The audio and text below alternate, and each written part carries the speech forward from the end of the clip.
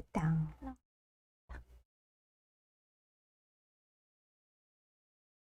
푸샤님.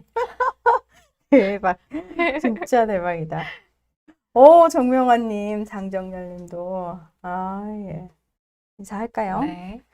안녕하세요. 안녕하세요. 절언님, 문희정입니다. 상담소 변지우입니다. 네. 와, 정말 포샤님 1등으로 오셨고, 정명환님 안녕하세요. 장정열님도 포샤님 하면서 오셨습니다. 네. 무한님, 볼케이노님도, 네. 예. 아유, 데스노트님, 예. 와. 하트와 함께 등장하셨습니다. 아니, 다들 일요일인데, 뭘 그렇게 시간을 딱딱 맞춰가지고. 그러니까요. 네. 네, 일요일에 다들 뭐 하세요? 이번 주말에는 날씨가 좋아서 나들이 가는 분들도 많으실 거라 생각했는데 벌써 이렇게 10분이 들어오셨어요. 네. 음. 지키 스타더스트 님도 오셨고요. 네. 예. 아, 오늘은 진짜 만약에 이제 조금 보시는 분들이 많고 분위기가 좀 좋으면은 네. 약간 길게 방송을 할 수도 네. 있다. 배고플 때까지 하는 네. 걸로. 네, 네. 저희가 지쳐서 더 이상 이제 좀 끝냈으면 좋겠다 싶을 때 그냥 다 꺼버리는 걸로. 우리 마음대로. 네, 우리 마음대로죠. 예, 네. 그렇습니다. 절언니 혹시 그 노래 들어보셨어요? 무슨 노래? 너는 그렇게 운전만 해. 죄송해요. 몰라요. 정말요? 아니, 그 가수의 원곡을 직접 들으면 알 수도 있어요. 제가 좀 자신이 없어서 네. 제가 잘못했네요. 이 브레이브걸스의 운전만 해. 그런 네. 노래인데 제목 겁나 많이 들어봤어요. 네. 제목만. 네네네네. 사실 롤린이라는 노래로 역주행하면서 화제가 됐었잖아요. 롤린 이거 아니에요? 가브리추. 아, 방금 예. 제가 뭘 본 건지. 네, 부끄럽네요. 제가 이 브레이브걸스 노래를 한번 네. 쭉 들어봤는데 운전반의 이 노래가 저는 제일 좋았어요. 왜? 제가 주로 이제 가사를 위주로 좀 듣는 편인데 네. 이 가사가 너무 슬퍼요. 댄스곡인데 가사가 슬퍼요. 아니, 우리나라 노래 특징이에요. 음. 거북이의 댄스곡 빼고는 다 네. 댄스곡들이 슬퍼요. 가사는. 이게 한의 정서 때문에 우리는 어쩔 수 없나 봐요. 그 피를 물려받아서. 네. 네. 이게 가사가 참 아주 일상적이면서도 가슴 아픈 연애의 권태기를 담은 내용이에요. 그 가사 좀 얘기해 주세요. 어떤 내용인지. 네, 노래를 부르면 또 못 알아들으실 수 있기 때문에 그냥 가사를 얘기해 주는 걸로. 왜 이렇게 된 걸까, 우리 사이가. 갑자기 어색해졌다. 왜 달라졌을까? 웃음이 말라서 함께 있는 게 불편해졌어. 말없이 딴 사람 생겼구만. 가만히 있어봐요. 네, 죄송해요. 화가 날라고 그래서 순간. 네. 센 언니, 우리 네. 언니. 네. 말없이 그냥 걷기만 해요. 아무런 말도 없이 처음과는 너무 다른 사이. 말없이 그냥 먹기만 해요. 부쩍 줄어든 대화 속에 침묵이 내려 지금. 달리는 차 안에 우린 아무 말 없네. 너는 그렇게 운전만 해. 난 핸드폰 보내. 넌 창밖을 보내.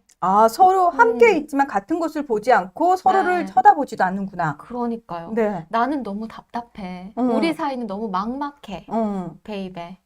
이런 가사. 베이베. 네. 너무 슬프죠, 가사가. 네. 사실 연인 사이에 있을 법한 얘기잖아요. 저도 뭐 이런 경험이 있거든요. 아유, 뭐 연애 해보신 분들은 다 있을 법한 네. 경험이죠. 그러니까요. 이게 사실 처음에 만나면 그 사람 이름만 들어도 얼굴만 떠올려도 얼마나 설레요? 그냥 웃음이 자꾸 휙휙휙 나오죠. 그러니까요. 뭔가 그냥, 이 세상에 안 사는 듯한, 뭔가 구름 위에 붕 떠 있는 듯한 그런 기분이 들잖아요. 어이구, 그런 거 기억해요? 네, 기억해요. 그 감정은 기억해요. 그 오래전 일을? 몇 개 안 돼서 몇 사람 되지 않다 보니까 이게 네. 기억이 생생하게 나는 건데요. 네. 사실 뭐 만나면 궁금한 것도 많고 서로에 대해서 아직 잘 모르니까 대화가 끊이질 않죠. 그렇죠. 그러니까 시간 가는 줄 모르고. 뭘 해? 뭐, 그러니까 하나부터 열까지 다 궁금하고, 그다음에 그냥 별 얘기 아닌데도 계속 너무 재밌게 듣게 되고. 네. 예. 뭘 해도 다 즐겁잖아요. 그렇죠, 그렇죠. 이게 바로 연애 초창기죠. 음. 그런데 시간이 좀 지나다 보면 서로에 대해서 어느 정도 좀 알 만큼 알고, 그러면 궁금한 점도 점점 줄어들게 되겠죠? 네, 그런데도 왜 우리가 연인, 지금 애인 있으신 분들은 다들 아실 거예요. 그러니까 쉬는 날만 되면 나도 모르게 이 사람을 만나야 될 것 같은 그런 의무감이 있잖아요. 주말은 당연히 일단 음. 연애를 하면은 주말은 일단 두 사람의 날이라고요. 그냥 그거는 네. 암묵적인 약속 같은 거 아닌가요? 그러니까요. 이제 그게 응. 점점 부담으로 느껴지고, 그렇다 보니까 서로 만나면 진짜 노래 가사처럼 얘는 운전만 하고 나는 휴대폰만 보고. 그거 왜 만나는겨? 그 의무감 때문에. 네. 주말에 나 이번 주말엔 친구를 좀 만나려 해. 그러면 뭔가 연애하는 사이에서는 해서는 안 되는 말 같은 느낌적 느낌 때문에. 뭔가 느낌적 느낌, 미안한 느낌이 들어서, 그러니까 그러면서 이제 점점 권태기를 겪게 되는 것 같아요. 그러니까 권태에 제가 사전적 의미를 좀 찾아봤거든요. 네. 혹시 아세요? 몰라요. 관심이 없어서. 권태를 느낄 틈이 없죠. 네, 저는 그렇습니다. 이게 네. 사전적 의미가 어떤 일이나 상태에 시들해져서 생기는 게으름이나 실증을 의미해요. 뭔가 제가 느끼기에는 사람 관계에서 실증을 느끼는 게 친구보다는 연인 사이에서 많은 것 같아요. 이제 기억났다. 네. 저 20대 때 약간 네. 20대 때 제가 비혼주의였던 것 같아요. 진짜요? 왜 그 생각을 했냐면 네. 저에 대한 믿음이 없는 거예요, 제가. 분명히 한 사람하고 오래도록 같이 살면은 네. 실증이 날 텐데. 그쵸. 실증이 날 텐데. 근데 결혼이라는 건 그 한 사람과 평생 같이 살겠다는 약속인데 내가 그걸 지킬 수 있을까? 라는 생각에 제가 20대 때 난 결혼은 아닌 것 같아 라는 생각을 진짜 했던 것 같아요. 생각해보니까. 실제로 최근에 제 친구도 그런 얘기를 했는데, 이 친구는 물론 결혼도 하고 아이도 있어요.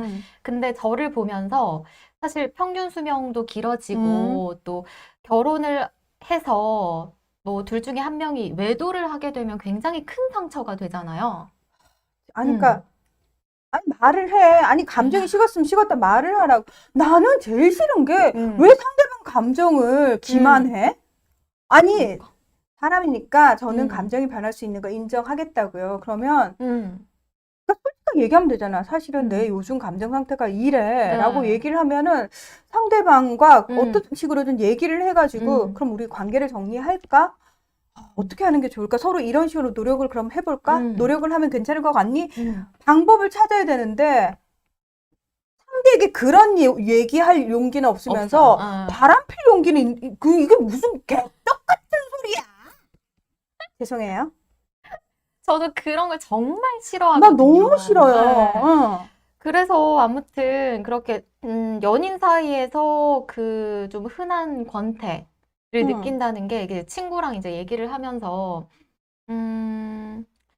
우리가 그 70살, 80살이 넘어가면 좀 체력적으로 떨어지고 감정도 좀 왠지 식을 것 같은 거예요. 이제 예를 들어서 80살이 넘어가지 않아도 조금 체력이 많이 떨어져. 그렇죠. 예. 그러면 이제 결혼을 해서 한 30년은 그래도 그 감정이 이어갈 거라고 생각하면 40이나 50쯤에 결혼을 해도 괜찮지 않을까? 네, 그런 얘기를 하더라고요. 네. 그래서 저도 그 얘기를 들으면서 뭐 한편으로는 좀 마음이 놓이기도 했어요. 저도 이제 곧 40을 바라보고 있다 보니까 좀 뭐 한편 마음이 놓이기도 하고, 근데 좀 그런 거예요. 뭐 누구를 결국 만나서 결혼을 하는 게 인생인가 싶기도 하고. 아니요.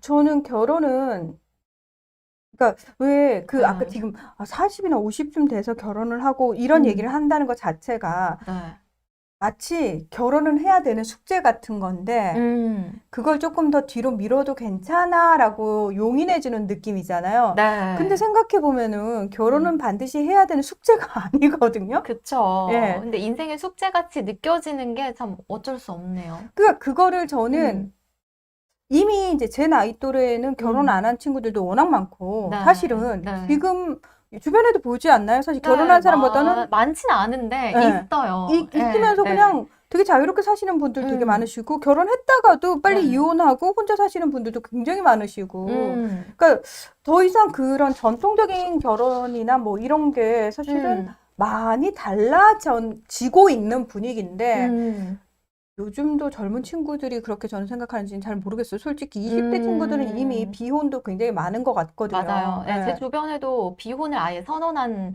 친구도 있고, 그럼에도 뭐 연애는 자유롭게 다들 하고요. 그렇죠. 근데 참 희한한 게 제 정말 오랜 친구는 음. 모태솔로거든요. 네, 음. 근데 그 친구는 이게 연애 경험이 없다 보니까 너무 궁금하고, 그리고 아, 20대 때 그럴 수 있지. 연애에 대해서 갈망이 아직도 있어요. 아, 그럴 수 하지만 있지. 결혼은 잘 모르겠다. 네, 그래서 이게 겪어보지 않다 보니까 저도 비슷한 마음으로 이게 음. 결혼을 아직은 좀 숙제처럼 좀 늘 떠안고 있긴 하거든요. 음.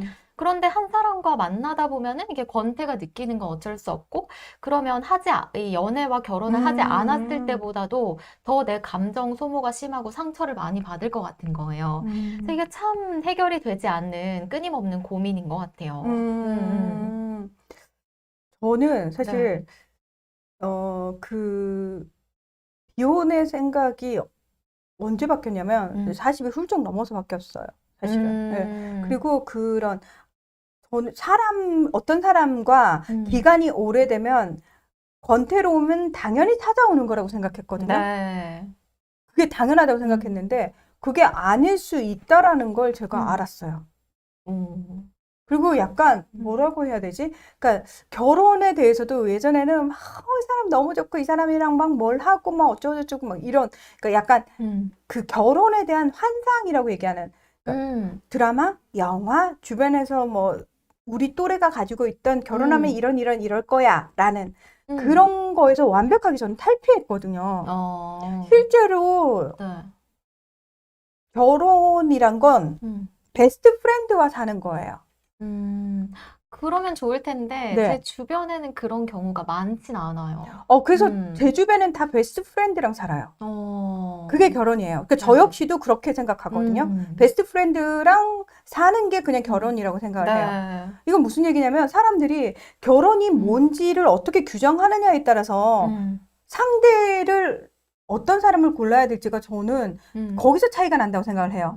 예를 들면 네. 내가 취직도 안 되고 또는 내가 지금 취업을 했는데 약간 심리적으로 불안한 상황이고 내 그 직장에서의 위치도 좀 불안해. 근데 나보다 안정적인 사람을 만나면 적어도 이 경제적 불안함은 앞으로 없을 것 같아. 이게 목적이어서 남자를 만나거나 여자를 만난다 그러면은 그 사람이 직업이 얼마나 안정적인지 그거부터 보게 되잖아요. 그랬는데 결혼했는데 이 사람이 직장을 그만두면 그러면 이제 그때부터 문제가 생기는 거죠. 내가 생각했을 때는 이 사람과 결혼만 하면은 경제적인 안정이 생길 거라고, 담보가 될 거라고 생각해서 결혼했는데 실제로 결혼해 보니까 네. 내가 생각했던 만큼 경제적으로 안정이 안 됐을 경우에 그때부터 갈등이 막 시작이 되거든요. 그래서 본인이 생각하는 결혼이 뭔지를 딱 생각을 한다면 저는 베스트 프렌드와 같이 사는 거라고 얘기했잖아요. 네. 그건 무슨 얘기냐면은 베스트 프렌드라는 건 온갖 얘기를 다 편하게 할 수 있는 사람이에요.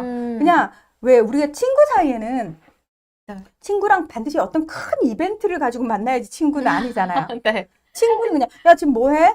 나 아무것도 안 해. 심심해 죽겠어. 그래? 그럼 만날래? 그러면 뭐 할 건데 우리 안 물어보잖아요. 그게 진짜 핵심인 것 같은 게 연인 사이에는 오늘 우리 여기로 가서 이거 하자라고 하지만 친구 만날 때는 별 생각 없잖아요. 네. 굳이 내가 데이트 코스를 데이트 코스 막 이런 거 안 하고 그냥 야 볼래? 그래? 어디서? 그럼 어디서 보자? 그러면 알았어? 이러고 별 생각 없이 정말 편하게 나가잖아요. 네. 그러면서 둘이서 야 뭐 할래? 오늘 날씨 괜찮은데 공원에 앉아있을까? 그러면 그래? 그럼 커피 하나 들고 공원에 앉아있을까? 이래도 되는 사람이잖아요. 네, 그리고 끝까지 뭐 할래 하다 집에 가잖아요. 그러면서 그냥 이런저런 얘기 다 하잖아요. 네. 이런저런 얘기 다 하고 그냥 야, 참 오늘 날씨 좋다 이 말만 하고 있어도 좋은 사람이잖아요. 네. 예. 그래서 저는 그런 그러니까 그런 베스트 프렌드와 사는 게 결혼이라고 생각을 한다면 굳이 이 사람한테 내가 기대하는 게 일단 집안이 어때야 되고, 그다음에 일단 이 사람이 직업이 어느 정도여야 되고, 학벌이 어느 정도여야 되고, 재산이 어느 정도여야 되고, 이런 거는 사실 중요한 문제가 아니라는 거예요. 내가 예를 들어서, 야, 공원에서 커피 한 잔 마시는 것도 참 좋지 않냐 이러는데, 이런 게 뭐가 좋아! 구질구질하게! 이런 사람이면은 베스트 프렌드 안 되잖아요. 아무것도 안 할 거 어. 만나지 마. 만나면 그러면 시간 안 낭비야, 이씨. 이 시간이 돈이라고! 이런 사람이면 친구가 될 수 없는 거잖아요. 네. 아니, 그쵸. 그렇잖아. 네. 예.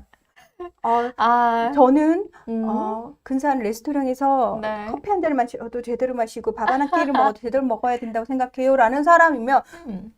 그런 생각에 완벽하게 동의하는 친구랑 만나야지 즐거운 거잖아요. 그렇죠. 예. 근데 지금 말씀하셔서 저도 생각나는 게, 음. 제 주변에는 사실 결혼한 친구들이 많거든요. 근데 만나보면 다들 저보고는 결혼하지 말라고 한다고 했잖아요. 근데 그 중에서 유일하게 응. 결혼을 응. 적극 추천하는 친구가 있거든요. 네. 저도 결혼 적극 추천. 예. 감사합니다. 네. 그러니까 베스트 프렌드와 결혼. 예. 음. 그 친구도 되게 비슷한 게, 음. 그 친구가 어렸을 때부터 문학소녀였어요. 음. 그래서 심지어 지금 이제 육아맘인데, 동네 이제 아주머니들과의 독서 모임이 있을 정도로 책을 굉장히 좋아하거든요. 그 친구가 만든 모임인가요? 예. 아이고, 대단한 친구다. 심지어는 저희끼리 어디 놀러 가잖아요. 네. 기차에서 자기는 따로 앉겠대요. 나는 이 시간을 독서하며 즐기겠다. 오. 네. 근데 그 친구가 보통 남편이랑 있으면 둘이 노는 게 제일 재밌대요. 못할 얘기가 없고. 맞아, 맞아. 네. 그게 베스트 프렌드야. 네. 응. 그래서 그런 것 같아요. 베스트 프렌드랑 결혼하면. 제일 재밌어. 네, 이제 베스트 프렌드를 만나는 게 이제 문제인 게 됐네요.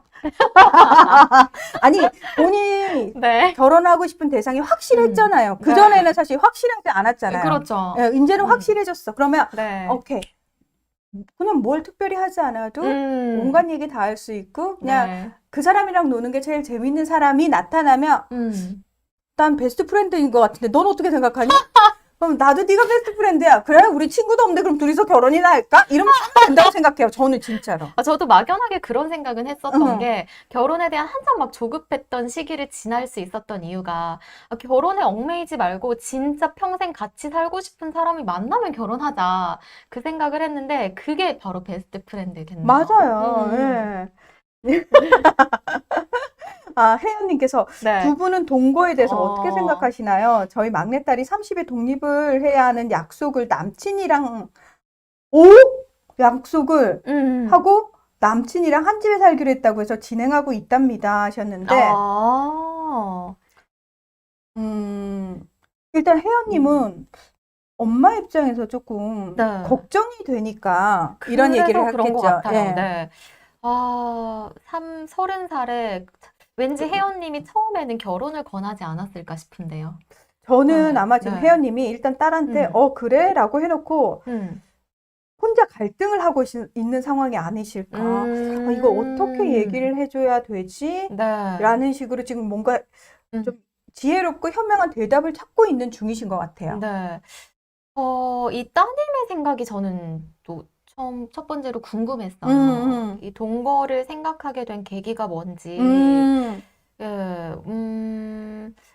왜 그런 말도 있었잖아요. 결혼을 하면 10년이고 20년이고 같이 살아야 하는데 네. 한번 살아보고 뭔가 그렇지. 맞지 않으면 헤어지면 어떤가. 그런 생각을 했다가 이제 점점 좀 사람들의 생각이 자유로워지면서 이 사람이랑 같이 살아보고 싶다라는 생각이 드는 순간 그냥 같이 동거를 해보는 쪽으로 좀 바뀌는 경우도 많던데요. 막내 따님의 생각은 어떤지 정확히 좀 궁금하긴 하네요. 저는 그냥 일단 그걸 물어볼 것 같아요. 네. 그러니까 진짜 지희 아나운서 얘기한 것처럼 독립을 하는 거는 좋은데 왜 꼭 독립을 해서 남자친구랑 한 집에 살아야 돼? 라고 물어보고 싶은 것 같아요. 그럼 남자친구는 왜 너랑 한 집에 살고 싶대? 라고 물어볼 것 같아요.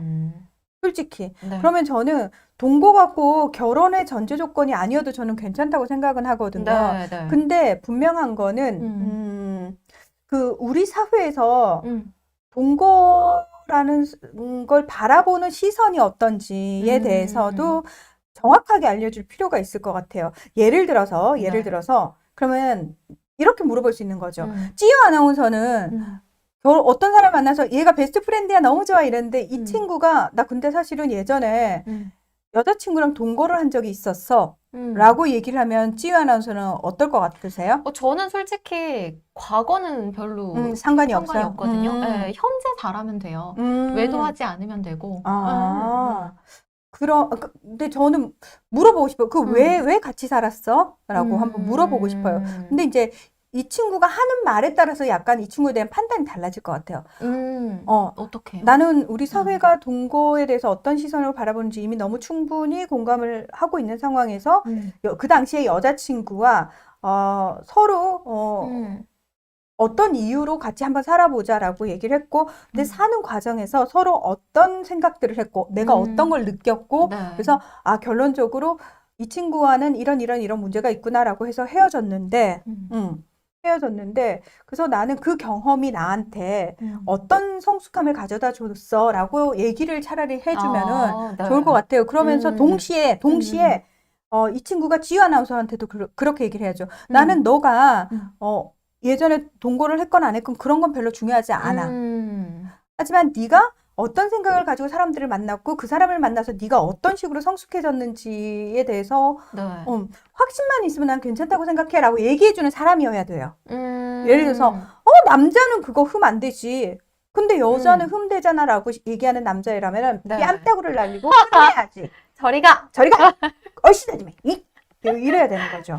그러니까 좀 동거에 대한 어떤 철학을 갖고 하고 그리고 거기에서 뭔가 배웠던 사람이라면 괜찮지만 네. 그게 아니라 그냥 난 얘랑 같이 있어보고 싶어서 별 생각 없이 그러다가 얘가 실증나서 그냥 지금 헤어졌어. 그런 식으로 한없이 대하는 가볍다. 네, 너무 참을 수 없는 가벼움. 참을 수 없는 가벼움이야. 네. 그런 사람 너무 싫어. 그러니까요. 네. 네. 그리고 저는 무엇보다 일단은 뭐 그게 동거가 됐든 뭐가 됐든 간에 자기가 한 행동이 어디로 가는 건 아니거든요. 그러니까 무슨 얘기냐면 지금 왜 우리 사회에서 연예인들의 학교 다닐 때 학창 시절 네, 그 폭력을 폭력을 했던. 행사했던 일들이 막 뒤늦게 밝혀져가지고 네. 뭐 퇴출당하고 뭐 이런 문제들 되게 심각하게 벌어지고 있잖아요. 맞아요. 근데 지금 학교에서 무슨 일이 벌어지냐면 본인이 나중에 연예인이 되고자 하는 애들이 갑자기 사과를 하고 다닌대요. 그러니까 영혼이 있는 진정성 있는 사과가 아니고 나 사과했다, 용서해 줄 거지, 용서해, 그럼 나중에 문제 안 삼을 거지, 이런 식으로 한다는 거예요. 정말 이기적이다. 네. 그러니까 그런 애들이 뭐 생각이 있겠어요? 그쵸. 그런 생각이 그렇게 이기적이니까 사람을 패고 다니겠죠. 네. 예. 그래서 저는 본인이 아무리 어렵건 어쨌든 간에 자기가 한 행동에 대한 책임을 지는 순간이 반드시 오거든요. 네, 맞아요. 네. 그래서 저는 혜연님 따님한테 꼭 그 얘기를 확인받았으면 좋겠어요. 알지, 너도 우리 사회가 본인이 한 행동에 대해서는 시간이 얼마가 지나든 간에 반드시 책임을 져야 되는 사회라는 거. 특히 네. 그게 내가 내 생각에는 요만큼의 잘못이라고 생각하는데 왜 우리 사회는 나한테 이따만큼의 잘못을 묻지? 라고 하는 불합리함이 있을 수도 있는 사회거든요. 네, 네. 맞아요. 그런 부분까지 저는 충분히 다 생각을 했는지, 그리고 나중에 이 일로 인해서 너가 정말 힘든 상황이 생겼을 때 버텨낼 의향이 있는지 저는 그런 거 꼭 진짜 얘기를 많이 해봐야 된다라고 생각을 해요. 우리 혜연님이 이왕 그러기로 마음 먹은 거 도와주고 응원하고 있어요. 믿어주는 게 제일 좋은 것 같기도 하고 아픔이 있었던 아이라 처음에는 말하지 않으려 했다고 하네요. 그런데 엄마라면 이해해주고 도와줄 것 같아서 말하기로 했다고 합니다. 그래서 남편과 가족들을 설득시키고 있습니다 하셨어요. 와, 혜연님 같은 어머니라면 진짜 믿고 말할 수 있을 것 같아요. 뭐든지. 근데 이제 딸 입장에서는 믿을 수 있는 엄마지만 혜연님은 아마 혜연님 스스로 딸이 나를 이렇게 믿어주는데 내가 굉장히 굳건해야지라는 마음가짐, 그러니까 스스로를 굉장히 다독이고 계실 것 같아요. 혜연님. 그래, 우리 딸이 이렇게 날 믿고 얘기해줬는데 내가 엄마로서 믿어줘야지. 근데 사실 엄마도 엄마가 처음이라 엄마도 딸들이 여러 명이어도 자식이 여러 명이어도 그 자식이 다 다르단 말이에요. 그러면 어느 순간 이렇게 쿵 하는 순간이 있어. 아이고, 이걸 내가 어떻게 어디까지 나도 이게 너무 감당하기가 힘든데 그렇기도 하거든요.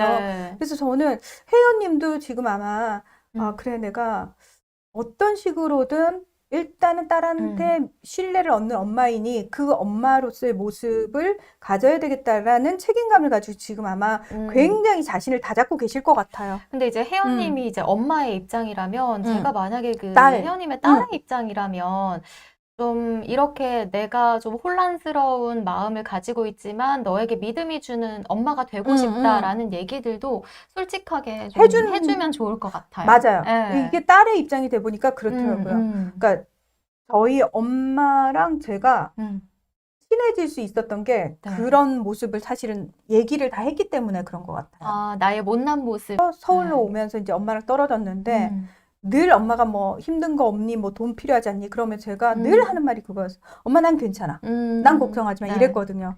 그래서 엄마는 정말 괜찮은 줄 알았다고. 근데 제가 30살에 그 전 회사에서 계약 만료를 당하고 진짜 피폐해진 상태에서 정신을 다시 못 차리겠더라고요. 내가 열심히 살았는데 내가 뭘 그렇게 잘못했어? 왜 세상이 나한테 이래? 막 이러면서 정신을 못 차리는 네. 와중에 어머니가 그 전까지는 딸이 계속 괜찮다, 괜찮다, 괜찮다 했기 때문에 어머니를 그냥 믿거니 하셨던 것 네. 같아요. 그러면서 딸 앞에서 아이고 어떡하냐, 어떡하냐 이러는데 제가 거기서 폭발을 해버린 거예요. 안 그래도 힘든데. 엄마, 내가 괜찮다고 해서 진짜 괜찮은 게 아니고 엄마 앞에서 걱정 안 시키고 싶어서 진짜 강한 척을 하려고 내가 엄청 애썼는데 엄마 나 지금 너무 힘들어. 그만 좀 해. 라고 제가 폭발을 한 거죠. 근데 어머니가 네. 그러면서 제가 그때 다 쏟아냈어요. 내가 그때 어떻게 살았는지 아느냐. 대학교 다닐 때 밥 먹을 돈이 없어서 제가 가회를 가면서 진짜 딱 차비하고 300원짜리 그 당시에 300원짜리 과자 하나를 먹고 갔거든요. 너무 배가 고픈데 그 과자를 먹고 가면서 가회 간 집에서 제발 간식을 좀 주셨으면 좋겠다라는 마음으로 갔어요. 네. 근데 그날따라 오렌지 주스만 주시는 거예요. 아이고. 근데 제가 좀 굶어가지고 네. 과자로 배를 채우긴 했는데 거기에 이제 빈속에 이렇게 좀 들어가니까 배에서 소리가 너무 크게 나는 거예요. 그래서 학생 앞에서 제가 너무 민망하죠. 민망하고 창피하고 막 그랬던 경험이 사실 있고 그런 일들이 사실 되게 많았어요. 그러니까 저의 대학 생활은 너무 힘든 나날이었는데 엄마한테 뭐 그런 얘기를 한 적도 없고. 네, 엄마는 그러면 그 대학 시절을 얘가 꿋꿋하게 잘 네. 버티면서 그래도 굶지 않고 얘가 잘 하고 있구나 그냥 잘 한다고 하고 생각하셨나 봐요. 늘 뭐 믿음직한 딸이니까 네. 실망시킨 적 없으니까. 근데 이제 그렇게 살았는데 네. 그걸 이제 처음으로 엄마한테 엄마 내가 어떤 삶을 살았는지 아냐고 이러면서 얘기를 해줬는데 저희 어머니가 대성통곡을 우시는 아유. 거예요. 엄마가 철이 없어서 미안했다. 엄마는 우리 딸이 그런 고생을 하는지도 몰랐다. 얼마나 엄마가 못 믿었으면 딸이 그런 얘기도 못했겠냐 이러면서 엄마가 막 우는데 제가 순간 괜히 얘기했다 싶으면서 엄마한테 너무 미안한 거예요. 그러니까 엄마가 이럴까 봐 여태 얘기를 안 했던 건데 이제 그 순간에 폭발을 해버린 거죠. 그러니까 그 다음부터 이제 부작용이 제가 아무리 괜찮다고 그래도 엄마가 안 믿어. 아니 근데 저도 이제 선배의 그 스타일을 알잖아요. 네. 그러니까 회사에서 괜찮다고 할 때 저는 제일 불안합니다. 그러다 그냥 쓰러지거든요. 그런 스타일이라, 네. 근데 얼마나 또 엄마한테는 그 약한 못난 모습을 보여주기 싫었으면. 엄마 걱정할까봐. 예. 예. 그래서 그냥 저는 딸이 이 정도 얘기할 정도면 약간 생각도 있고 하니까 그냥 네. 엄마한테 엄마가 그냥 그 얘기 해줬으면 좋겠어요. 우리 시우 아나운서 말처럼. 엄마도 사실 엄마가 처음이라서 약간 당황스럽긴 한데 그래도 딸이 엄마를 믿어주는 것 자체가 난 너무 고맙다. 네. 그래서 엄마도 우리 딸 믿음을 배신하지 않기 위해서 굉장히 단단해지려고 지금 노력을 하고 있다. 네. 뭐 이런 얘기들 좀 많이 하면 좋을 것 같아요. 우리 혜연님이 참으로 조심스러워서 두 분에게 물어보고 싶어 글을 올립니다. 요즘 세대 젊은이들의 생각을 이해하고 받아들이기가 참 세상에서 그래도 말이라도 솔직히 할 수 있는 부모이고 싶은데 그게 어렵긴 하네요. 세상에 엄마들은 참 힘들어요 하셨어요. 맞아요. 예.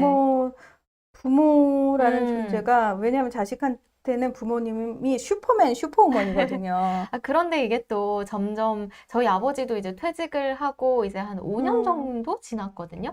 근데 늘 갈 때마다 뭔가 씩씩한 척은 하는데 그 늘 이게 규칙적으로 일을 하셨던 분이라 그런지 좀 안쓰러운 부분도 있거든요. 맞아요. 근데 아빠는 그걸 보여주기 싫은데 이제 제가 자꾸 그걸 발견을 하게 돼요. 맞아. 예.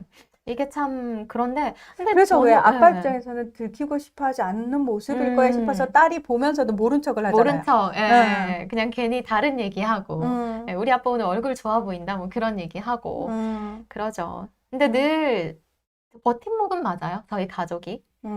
예. 맞아요. 가족이 버팀목이. 그러니까 저도 그러니까 사실은 그 뒤로도 힘든 순간이 좀 있었는데, 그래도 저한테 가장 큰 힘이 돼줬던 사람은 저희 엄마예요. 왜냐면 엄마가 그 또 없는 돈에 돈 모으셔가지고 저 돈 없다고 아이고, 용돈 주시고, 네. 그다음에 다른 동생들은 언니 한심해라고 했을 때도 저희 엄마는 아니다, 딸은 늘 열심히 살았기 때문에 지금 좀 쉬어도 괜찮다. 엄마는 딸을 믿는다. 왜냐면 우리 딸은 항상 열심히 하고 잘하는 딸이니까 엄마는 믿으니까 괜찮다, 괜찮다. 근데 사실 그 엄마도 괜찮다면서 얼마나 불안해 하셨겠어요. 그쵸. 그쵸? 예.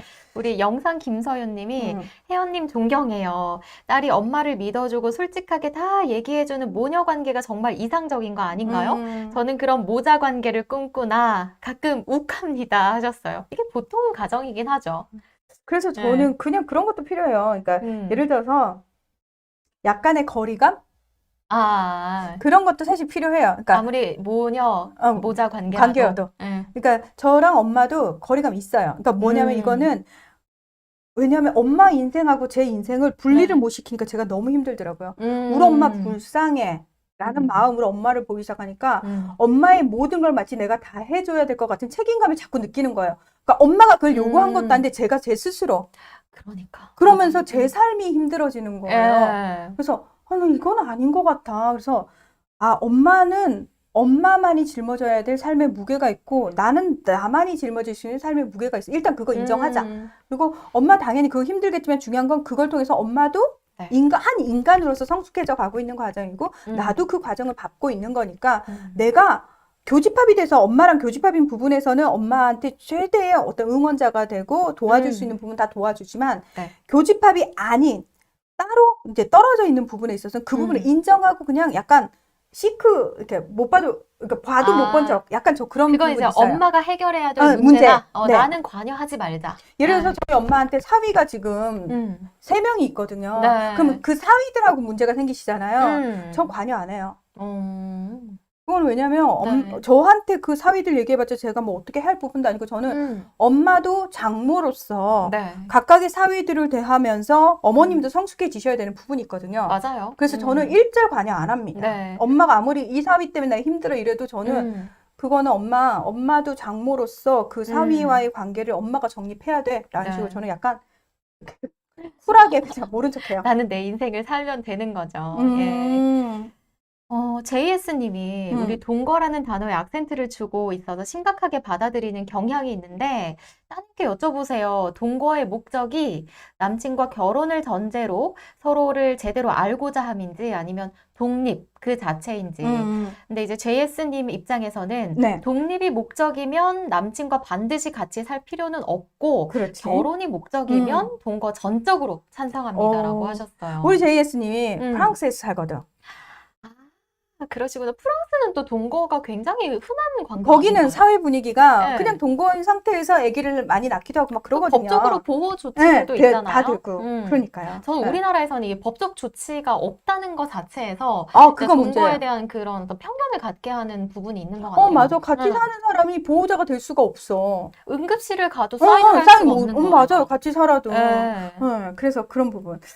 우리 정명화 님이 문화님 보면 항상 상처투성이 아이가 웅크리고 있는 모습이 한켠에 보이는 것 같아서 애틋해요. 오지랖이면 미안합니다 하셨는데 아니요. 저는 제 안에 그 아이가 있는데 예전에는 그 아이를 감추려고 되게 막 그랬거든요. 근데 지금은 제 안에 그런 모습 있는 거 그냥 인정을 하고 있고 사실은 저도 베스트 프렌드가 있기 때문에 제 베스트 프렌드가 굉장히 그런 부분들을 잘 커버를 해주거든요. 그래서 걱정 안 하셔도 괜찮아요. 그 아이는 굉장히 잘 성장하고 있어요. 아유, 고맙습니다. 오지랖 아니에요. 저희가 오늘 권태에 대해서 얘기를 하고 있었잖아요. 근데 권태를 뭔가 저는 극복하는 방법도 필요하다고 생각하는 게 저는 아직 누군가를 만나고 있진 않지만 그간의 경험을 통해서 누구를 만나더라도 권태는 꼭 있을 것 같은 거예요. 아니에요. 그러니까 그 생각 네. 자체가 잘못됐다니까?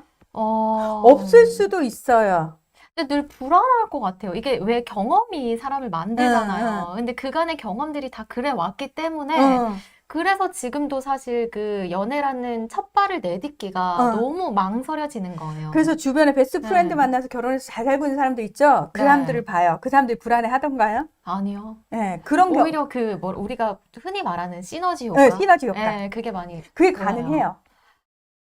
걱정하지 말아요. 어디서 만나요? 네. 굉장히 혼자서 성숙해져서 나 혼자서 씩씩하게 너무 잘 살아 하는 네. 순간 저쪽에서 나 씩씩하게 혼자 너무 잘 살아 하는 똑같은 남정네가 하나 걸어와요. 그러면서 서로를 알아봐요. 네.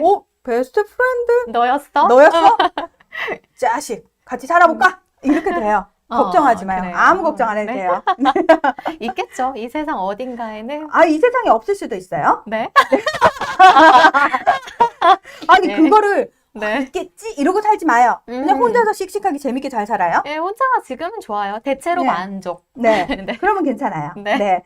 우리 영상 김서연님이 저도 대학을 장학금 받고 용돈 다 벌어서 동생 학원비 주고 그랬는데 엄마는 큰딸이 최고라고만 하셨거든요. 도망치다시피 서울로 취업해서 나오고 혼자 돈 벌어서 유학 가겠다고 했더니 엄마가 말없이 혼자 생각만 한다고 섭섭하다고 해서 술 먹고 엄마한테 전화한 적이 있었어요. 큰딸이라는 게 참 부담스럽다고 너무 힘들다고 했는데 유학 가서 엄마랑 다 풀었어요. 좀 시간과 거리를 두고 지내다 보니까 이제는 둘도 없는 친구 같아요 하셨는데 이게 약간 장녀가 그런 것 같아요. 저희 집은 장녀가 책임감이 없어가지고 제가 제가 둘째인데 어릴 때부터 저 철딱선이 없는 언니가 아무 역할을 못하겠지 싶어서 제가 과도하게 책임감을 가지고 자란 케이스거든요. 근데 또 아래로 동생이 3명이나 있다 보니까 약간 장녀의 느낌도 있었겠어요. 그러니까 위에 언니가 만약에 내가 장녀야 나를 따르라 이랬으면은 저도 네. 약간 둘째의 그 느낌이 있었을 텐데 네. 내가 어릴 때 봐도 우리 언니는 네. 너무 책임감이 없어서 지만 알고 이기적이어가지고 동생들이 저거 믿고는 못 살겠는데 싶어서 제가 동생들을 챙겼죠. 그리고 부모님한테 괜히 쓸데없이 나서가지고 나를 믿어요. 나를 따르라. 네. 내가 다 할게요. 막 이러면서 오지랖이었죠 제가. 예. 근데 저는 좀 비슷한 게 제가 저도 이제 남동생이 한 명이 있잖아요. 그래서 제가 어쨌든 장녀이긴 하지만 그래도 성별이 다르고 저희 집도 좀 할머니 때부터 아유 우리 장남 이런 분위기였거든요. 천대받았잖아. 예, 그래서 저는 사실 귀남이 후남이 알아요? 그게 뭐예요? 옛날에 옛날 사람. 예, 옛날 드라마에 그 귀남이 후남이라고 최수종하고 김희애가 쌍둥이였어요. 그럼 당연히 최수종이 네. 아이고 우리 장솜. 장남. 예. 그랬겠네요. 그게 후남이고 예. 그게 귀남이고 후남이가 김희애였어. 김희애가 훨씬 잘났고 똑똑하고 그랬는데 네. 천대받았어. 아이고. 예. 저는 근데 그게 오히려 좋았던 게 장녀에 대한 부담이 없었어요, 다행히. 그리고 또 동생이 먼저 결혼을 해서 가정을 꾸리다 보니까 왜 우리 사회는 참 희한한 게 결혼을 하고 나면 그 집안의 모든 대사를 책임지게 돼요. 진짜? 예를 들면 이제 친척이 결혼을 해요. 그러면 꼭 그 결혼식장에 가거나 축의금을 해야 되는 거예요. 저는 안 하거든요. 그러니까 먼 친척이고 얼굴을 잘 모르는 친척이면 안 하는데 동생이 해요? 해요. 왜요? 모르겠어요. 아니 약간 부모님이 시켰나 동생한테 하라고? 그러니까 이게 어떻게 된 거냐면 이제 동생이 결혼을 한 그 집에 올케의 원래 집안은 그런 걸 챙겼나 봐요. 근데 이제 부부가 그런 예산을 짜다 보면 반반이 되거든요. 너네 집의 반, 우리 집의 반 이렇게 챙기자가 되니까 모든 대소사는 챙기게 되는 거예요. 이제 동생이 나서서 그렇게 한 케이스인데 그렇게 시작을 하니까 부모님도 이제 당연하게 생각하는 거예요, 그거. 그리고 저한테는 아직 결혼을 안 했으니까 기대를 안 해요, 아예. 좋겠다. 좋아요. 전 저희 부모님만 챙기면 돼요. 그러니까 완전 네. 편하네. 네. 그러니까 이것도 내가 장녀인데 왜 내 남동생한테 이렇게 상처받을 이유가 없다니까? 씨 완전 편한데? 라고 생각하면 돈 굳었는데? 막 이러고 생각하면 그리고 저는 오빠 같은 동생이에요. 이러면 되잖아요. 그러면 아이고 지가 알아서 다 하겠다는데 그래 네가 많이 배우고 많이 버니까 네가 해라? 많이 벌어서 부담 없어요. 괜찮아요. 그러니까 괜찮아 이러면서 누나 무시해? 아유 무시해도 누나야 어쩌겠어 이러면서 아주 기남이 후남이 한대성님 안다고 예 그레이 미스님도 알아요 예 그레이 미스는 최수종 남겨주셨네요. 프리스토님께서 인연은 멀리 있는 게 아니라 가까이 있어요. 다만 아직 준비가 되지 않아서 보이지 않는 것뿐이에요. 시간과 준비가 되면 인연이 찾아옵니다. 제가 시간이 없네요. 시간이 없어요. 내 동생이 네. 뭐라고 하는지 알아? 아니 도대체 인연이 찾을까봐 그렇게 네. 집에만 쏙쏙 숨어 들어오는데 어떻게 남자를 만나냐고. 이분 집순이거든요. 진짜. 네. 근데 베스트 프렌드가 생겼어요. 찾았어요. 진짜 신기해요. 그런 거 보면. 그러니까 그게 이런 걸 보면서 한편으로는 마음이 놓여요. 그렇죠. 나는 네. 희망이 준 거야. 일만 하면 되는 거죠. 네. 자기 일만 열심히 하고 네. 그냥 나 잘났네 이러고 열심히 살면 돼요. 네. 그러면 되게 신기한 게 네. 남자 변주 버전이 와. 좋은데요. 전 저 같은 사람 만나고 싶어요. 근데 네. 그렇게 돼요. 음. 자기랑 되게 비슷한 사람 만나게 돼요. 어딨나요? 그래, 열심히 지금 돈 벌고 있다. 네. 저는 항상 그랬어요. 네. 아유, 내님은 어디 있을까? 뭐 이런 얘기 저는 안 한다고. 어디선가 걔 열심히 돈 벌고 있을 거야. 라고 얘기했거든요. 예. 그래서 제가 물어봤어요. 제 베스트 프렌드한테. 네. 그때 뭐 했어? 했더니 돈 열심히 벌고 있을 거야. 내가 그럴 줄 알았다고. 그때 내가, 돈 열심히 벌고 있을 거라고 사람들한테 얘기해놨다고. 네. 네, 그렇습니다. 오늘 권태 얘기하다가 뭔가 인연, 연애 이런 얘기까지 쭉 풀어나가게 됐네요. 결국에 연인 사이에 권태가 있는 사람은 일찌감치 헤어지게 돼 있고 베스트 프렌드와 결혼하면 권태란 없다. 그리고 저는 그냥 그 권태라는 것 자체가 사실은 그 관계에 너무 의존하기 때문이라고 생각하거든요. 권태감이라는 감정 자체가 드는 건 그 네. 관계에 대한 의존성이 너무 높을 때 생기는 감정이에요. 그 관계에 집착하지 않고, 예를 들어서 찌유 아나운서와 제가 되게 오래됐잖아요. 네. 우리 2014년부터 봤죠. 네. 그런데 그렇게 따지면 되게 긴 시간인데 그 사이에 우리가 권태기가 있었나요? 없었고요. 저는 친구와도 권태는 없었거든요. 그게 왜 그러냐면 그 관계에 네. 의존하지 않기 때문이에요. 아, 그러니까 나 이 사람 없으면 죽어 또는 이 관계 깨지면 죽을 거야 하는 관계들이 아니잖아요. 심지어 부모 자식 간도 만약에 네. 한쪽이 나 이 관계가 없으면 죽을 거야 하잖아요. 부모 네. 자식 간에도. 그러면 반드시 탈이 나게 돼 있어요. 예를 들어 부모가 자식한테 집착을 하거나 네. 자식이 부모한테 집착하면 이 관계 건강한 관계가 아니라고 얘기하잖아요. 그래서 저는 그 연인 관계가 됐든 어떤 친구 관계가 됐든 어떤 관계가 됐든 간에 관계에 대한 의존성이 너무 일방적이면 큰일 난다. 네. 네. 그러니까 우리가 베스트 프렌드도 있지만 이렇게 뭐 후배하고도 친하고 선배하고도 친하고 동료하고도 일정 거리를 유지하고 하잖아요. 네. 관계를. 그러니까 그 관계들을 잘 균형감 있게 유지를 하고 같이 끌고 가야지 그 관계 싹 버리고 난 남자친구 생겼어. 난 여자친구 생겼어. 이 관계가 최고야. 이러면서 이 관계에만 매달리면은 권태감은 당연히 올 수밖에 없는 감정인 거죠. 제가 진짜 친한 친구에게 이런 얘기를 많이 들었어요. 너는 연애하면은 연락 안 되잖아.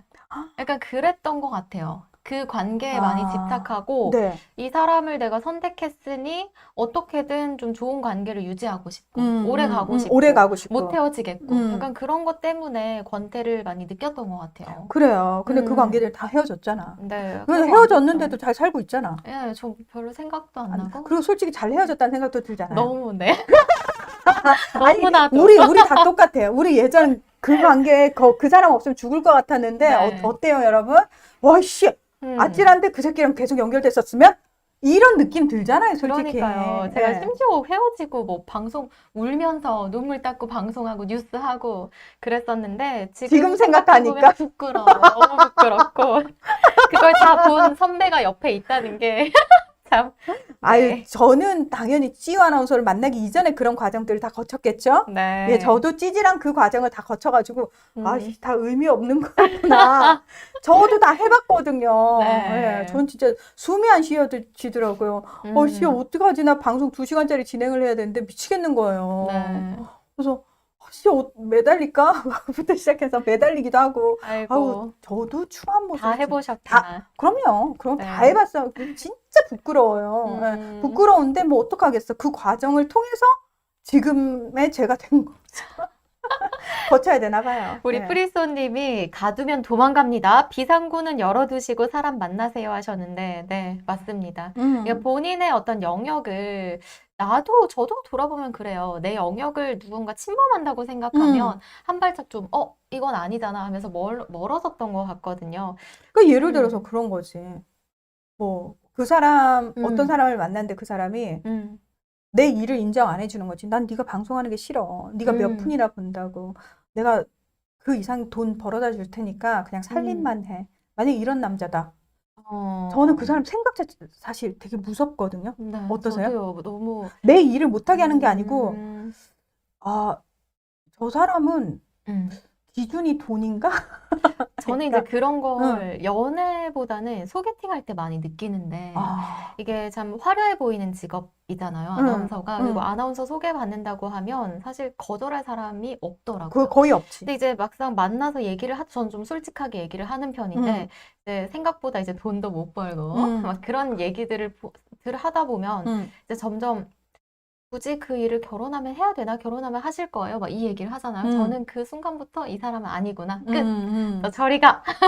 그렇게 되거든요. 저는 무엇보다 제 일을 존중해 주는 게 중요해요. 그러니까 그냥 음, 그렇게, 생각보다 이렇게 음, 힘들게 일하시는데 페이가 별로 세진 않네요. 근데 진짜 힘드시겠어요. 근데도 음, 그 일 되게 좋아하시나 봐요. 라고 나는 음. 물어봐야 되는 게 맞다고 생각해. 왜 너 그러니까. 그 일이 그렇게 좋니? 라고. 네. 그러면서 나는 그냥 그 일을 통해서 내가 어떻고 막 이런 얘기를 하면은 그 이야기 자체에 귀를 기울여 줄 수 있는 생각을 가진 사람이어야지. 음, 사실 자기 기준에서 보자. 8시간, 하루에 8시간씩 한 달을 일했는데 월급이 이거밖에. 이건 아무리 계산기를 두들겨 봐도 넌 바보 같은 짓이잖아. 그거 하지 마. 그리고 그런 거 응. 있잖아요. 지금의 현재 통장 잔고를 궁금해하는 분들.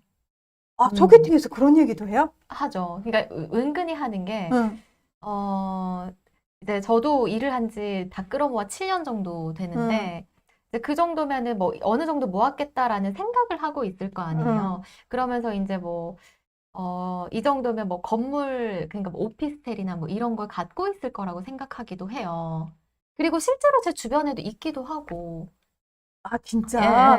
예. 소개팅에서 만나면 요즘은 그런 걸 물어보나 봐요? 요즘에는 응. 서로 피차 시간 낭비하고 싶지 않아 하는 것 같아요. 아, 그러면서 저는 그 소개팅에 대한 그런 기억이 별로 좋지 않아서 어느 순간부터는 안 어. 하게 됐거든요. 그런 소개팅 앞으로 나가지 예, 안 마요. 예, 하려고요. 네. 나가지 마요. 시간 낭, 너 되게 당당하게 얘기했어요.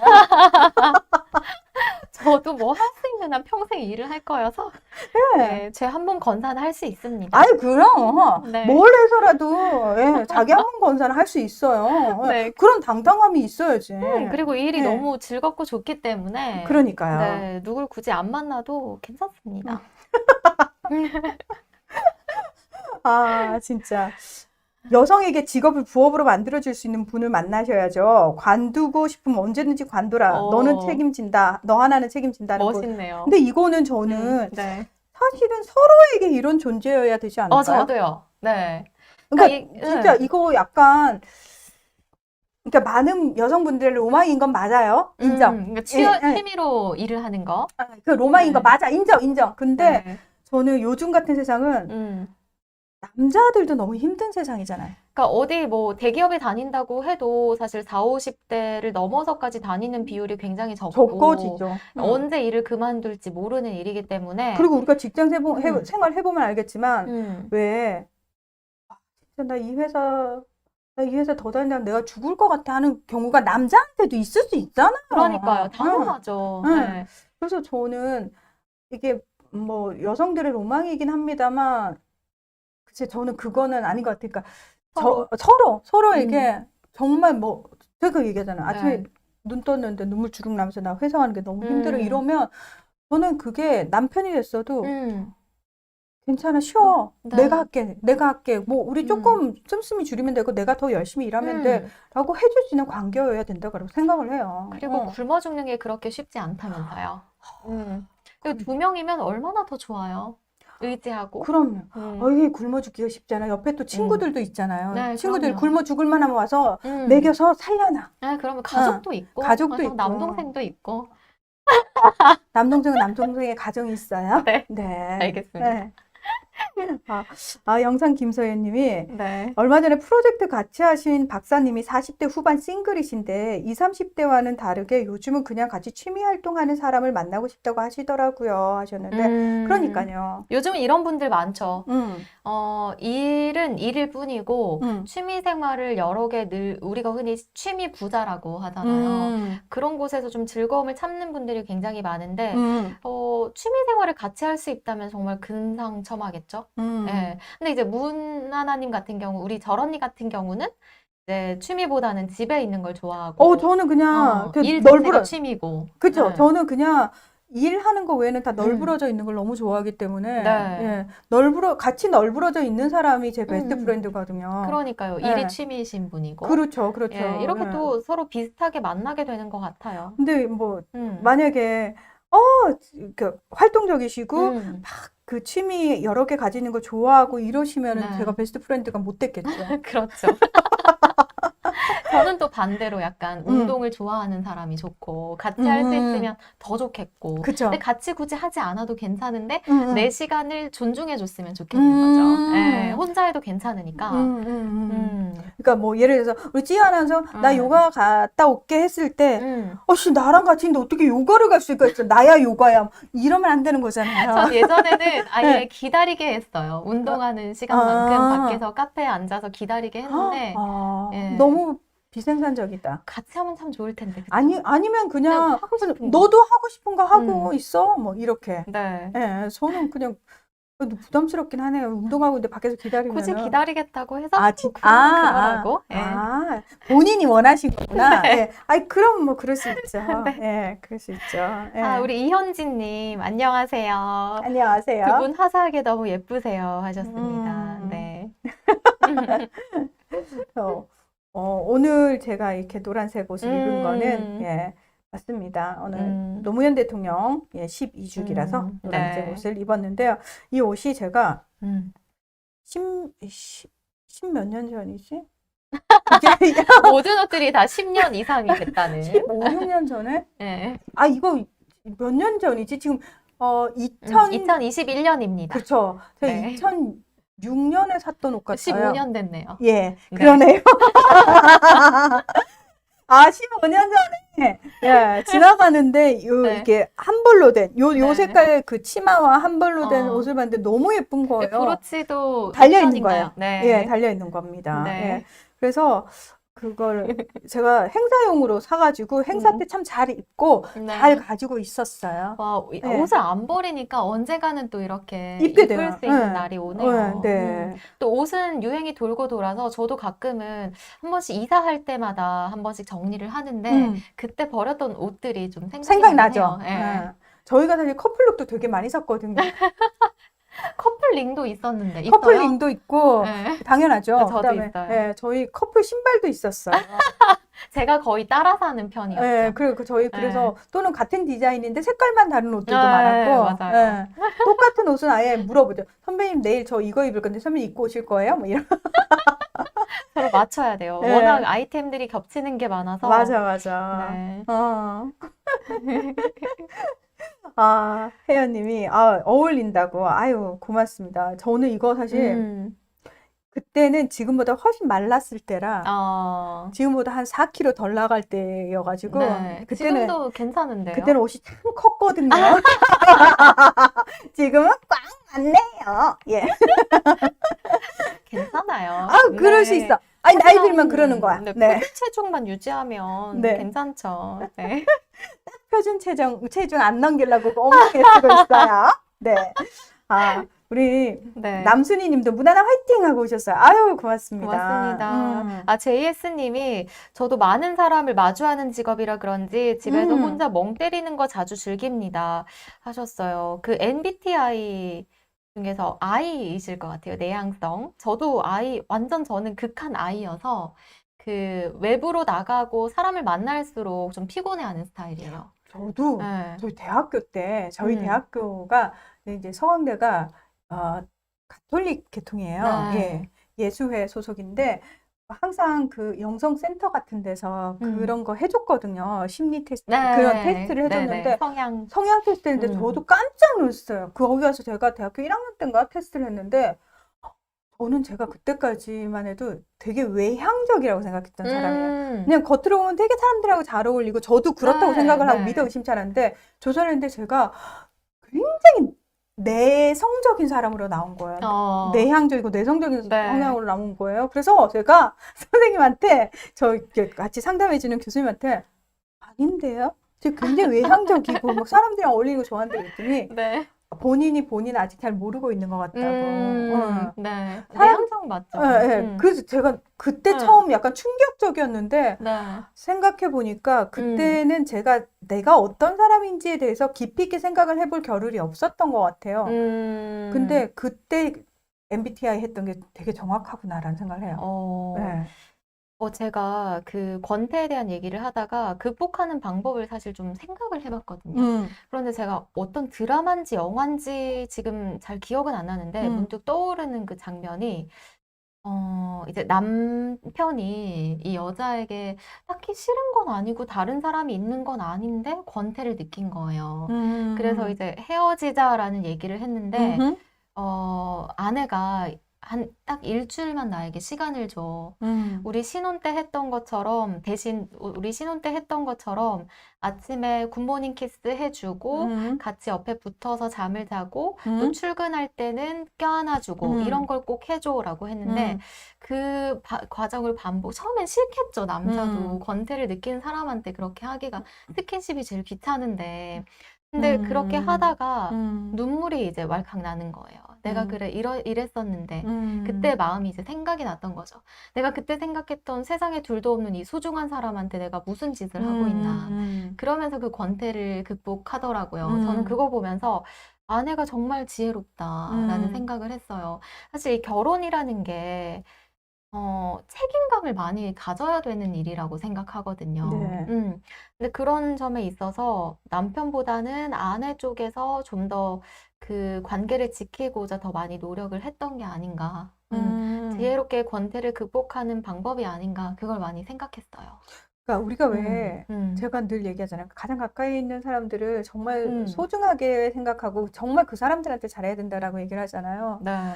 사실은 이 사람이 너무 다 해주고 있어서 당연하게 너무 받고 있었는데 솔직히 말씀드려서 저는 왜 요즘 꽤 바람피는 유부남들이 많다고 뭐 이 얘기를 들으면서 저는 딱 드는 생각이, 와이프가 집에서 멀끔하게 잘 입혀주니까 본인이 와이프가 없어도 그 지금의 상태, 안정적이고 그 멀끔한 상태를 혼자서 마치 한 것처럼 착각을 하는 거예요. 원래 자기가 그런 그런 사람인 줄 사람이 알고. 있냐.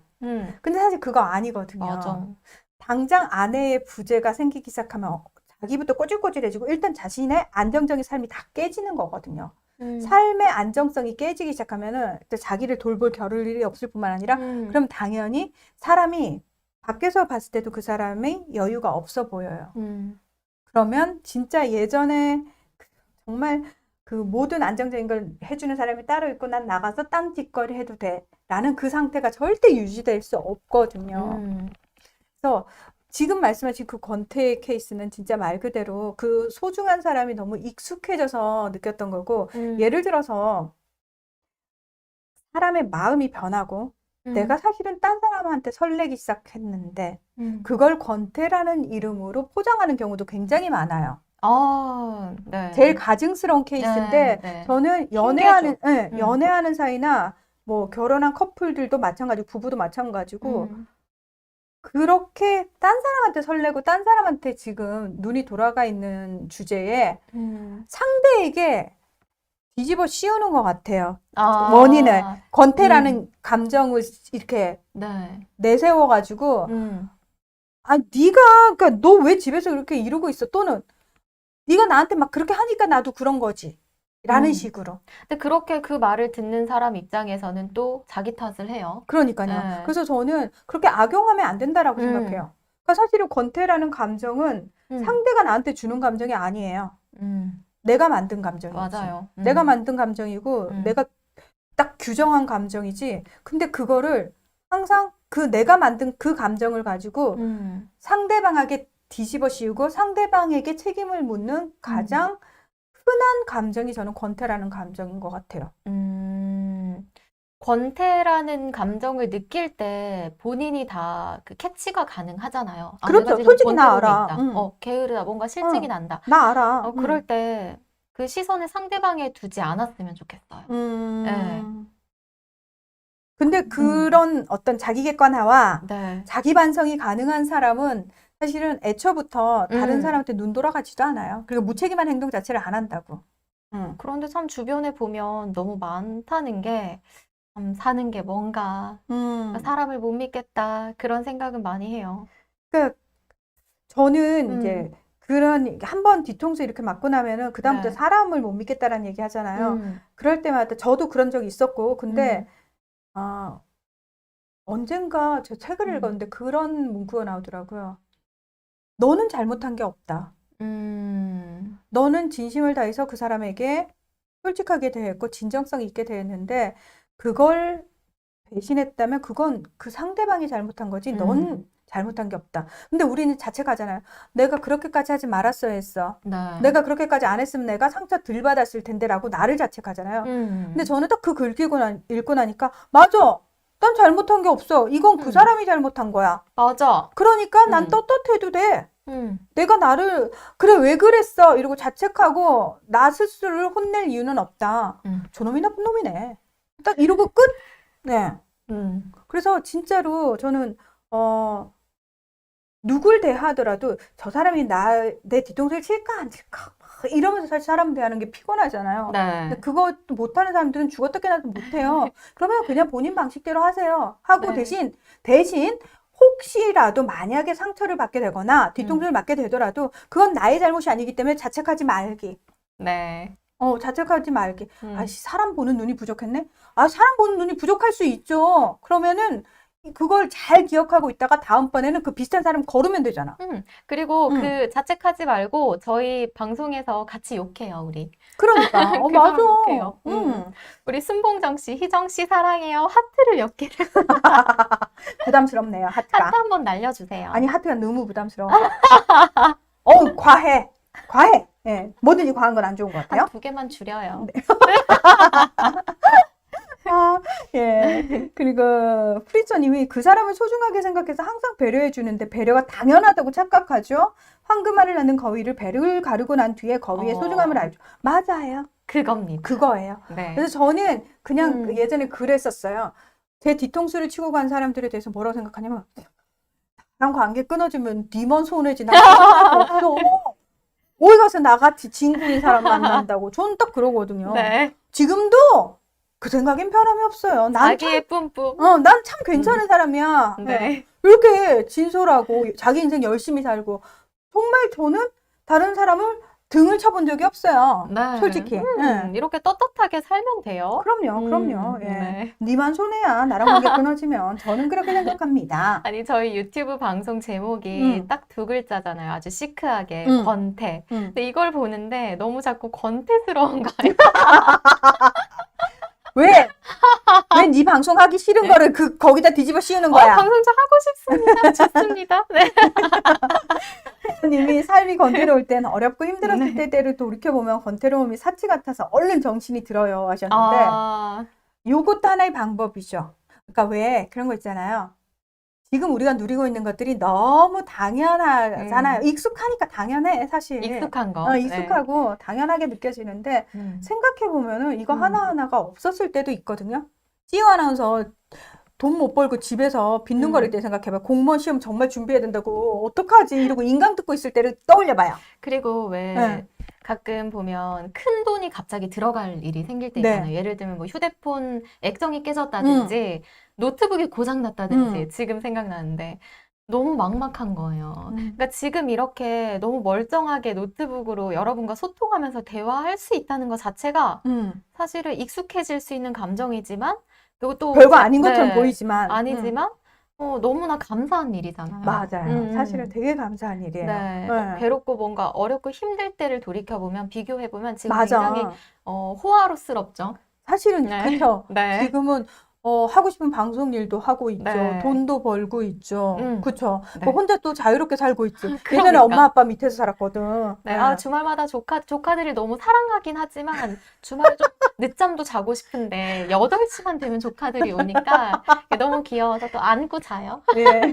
알람이었네요, 네. 조카들이. 아, 저 아까 궁금했던 게 우리 혜연님 딸내미, 네. 독립을 위한 동거가 아닌 친구와 삶을 함께 꿈꾸고 싶은 것 같아요. 친구를 봤는데 제 딸아이보다 더 믿음이 가서 잘 돼서 결혼으로 향하길 간절히 기도하는 마음이에요. 요런 게 약간 있지. 네. 엄마들 입장에서는 네. 약간 좀, 어휴, 자식 믿음직스러울 것 든든하니 좋으네, 뭐 언제 이런 거 이렇게 있잖아. 컸나. 그러니까, 예. 아마 제가 봤을 때는 혜연님 딸이니까 이런 엄마 밑에서 자란 애들은 사실 엄마 닮거든요. 이게 엄마를 닮아요. 이게 참 아이러니한데 보고 배운 게 엄마처럼 해요. 신기한 게. 아들도 보면은 엄마나 아빠랑. 아빠랑 똑같이 그쵸. 한다고. 네. 네. 그래서 저는 아마 이제 혜연님의 따님이 만나는 사람도 비슷하지 않을까? 그럴 것 같아요. 끼리끼리 만나니까. 네, 뭐 이렇게 훈훈해지는데요. 그리고 우리 또 이제 금비님이 안녕하세요. 일요일도 부지런히 하시네요 하셨는데 그럼요. 뭐 요일에 상관없이. 네. 정해진 요일에 네. 방송 약속을 했으면 방송을 해야지. 아유, 그럼요. 저희가 매주 화요일과 목요일 오후 3시, 그리고 토요일 또는 일요일에 한번 하고 있거든요. 그럼 다음 주는 혹시 언제가 되나요? 다음 주는 토요일에 한번 해볼까 싶어요. 아, 그래요? 네. 일요일에 어때요? 당직이에요? 당직은 아닌데요. 네. 예. 왜? 일요일에 쉬고 싶어서? 한번 토요일에 해보고, 네. 알겠습니다. 다음 네. 주는 저희가 화목토로 찾아오는 걸로 하겠습니다. 우리 네. 이태경 님도 오셨네요. 반갑습니다. 반갑습니다. 네. 많은 분들 함께 해주고 계시는데요. 네. 이렇게 얘기하다 보니까 권태 따위. 권태란 무엇인가? 그럼. 권태는 없다. 이런 감정에 속으면 안 된다니까. 네, 감정의 소가 소중한 걸 잃지 말자. 정리 짱 좋아, 짱 좋아, 짱 좋아. 네. 네, 여러분이 깨어 계셔야 되는 많은 이유 중에 하나가 우리를 속이는 감정들, 단어들, 말들이 상당히 많아요. 그런 것들 다 휩쓸려 다니시면은 사실 행복할 수가 없거든요. 네, 네. 진짜 행복을 찾는 게 딴 게 아니에요. 그러니까 나를 혼란스럽게 하는 단어들, 마치 내 감정이 아닌데 너 그 감정 맞지라고 강요하는 세상으로부터 정신을 좀 번쩍 차리고 있어야 돼요. 네. 그러면 실제 이건 내 감정이 아니고 그건 나도 휩쓸려 갔었던 거구나. 그럼 나는 휩쓸리지 말아야지 라고 정신만 반짝 차리면은 충분히 있는 그 자리에서도 얼마든지 행복할 수 있거든요. 예. 여러분 모두 행복하세요. 네, 아니 진짜 그냥 많은 행복들이 이렇게 쫙 널려 있는데 사람들한테 다 주어져 있거든요. 똑같은 개수가. 근데 누구는 그거를 여기도 있네? 여기도 있네? 이러고 막 줍기를 열심히 하면서 행복이 이만큼 있어 라고 생각하는 사람이 있는가 하면 주변에 행복이 가득 차 있는데도 내 주변엔 다 불행밖에 없어. 이러면서 아니 네 눈앞에 행복이 있어 라고 얘기하는데 있긴 뭐가 있어? 이런 그러니까 우리는 그런 사람은 되지 말아야 돼요. 네. 그냥 널려 있는 행복을 넙죽넙죽 빠르게 주우면 되는 거예요. 그래서 오늘도 행복을 많이 주우시는 일요일 되시기 바랍니다. 저희는 다음 주 화요일 날 오후 3시에 다시 찾아오도록 하겠습니다. 네. 인사해요. 인사해야 되죠. 네. 너무 아쉬워서. 좀 더 할래요, 좀? 네. 여러분 배고프신가요? 네. 밥 먹으러. 네. 네. 자, 오늘도 함께 해주셔서 고맙습니다.